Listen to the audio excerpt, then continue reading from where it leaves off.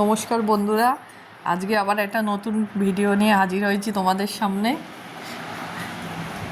আশা করি সবাই ভালো আছো। আজকে আমি তোমাদের দেখাচ্ছি লাল শাক ভাজার রেসিপি।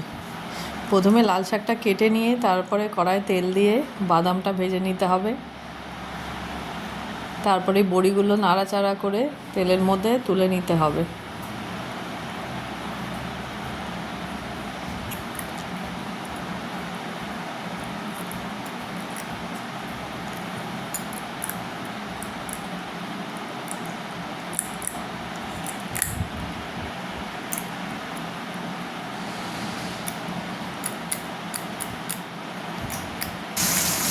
তারপরে কড়ায় আবার একটু তেল দিয়ে একটু কালো জিরে একটু শুকনো লঙ্কা ফোড়ন দিতে হবে। তারপরে কেটে বেছে ধুয়ে রাখা শাকটাকে কড়ার মধ্যে দিয়ে দিতে হবে।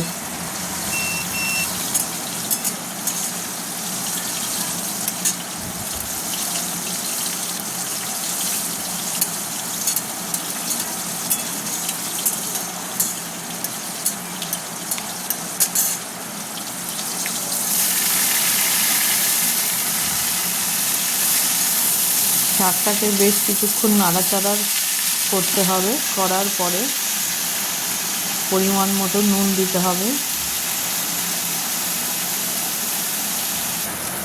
তারপরে দেখতে অনেকটা সেদ্ধ হয়ে এসছে, তারপরে একটু এটাকে চাপা দিয়ে দিতে হবে।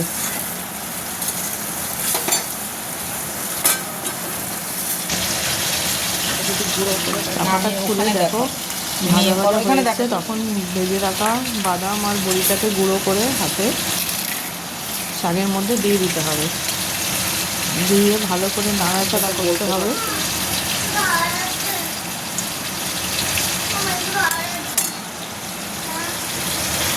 বেশ একটু নাড়াচাড়া করতে হবে, করে নামিয়ে নিতে হবে।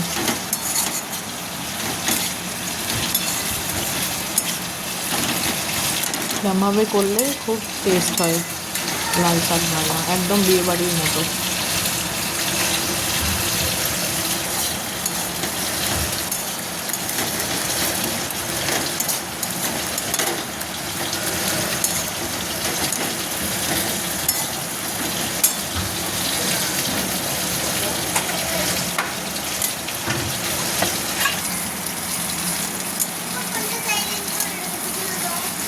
দেখো শাকটা প্রায় হয়েই এসেছে, এইবার নামিয়ে নিচ্ছি।